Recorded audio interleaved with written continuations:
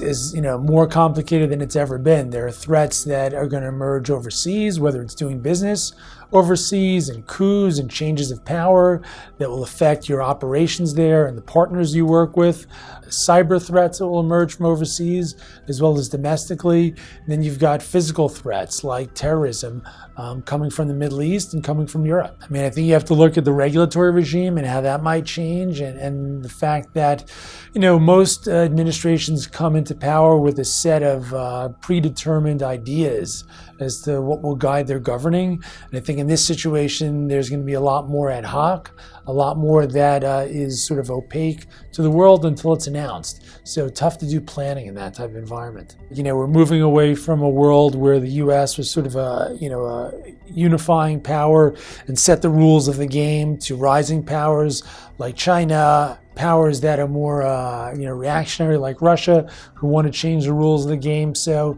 in this environment, there's going to be a lot more variability, a lot more volatility. I think it comes down to information and intelligence sharing.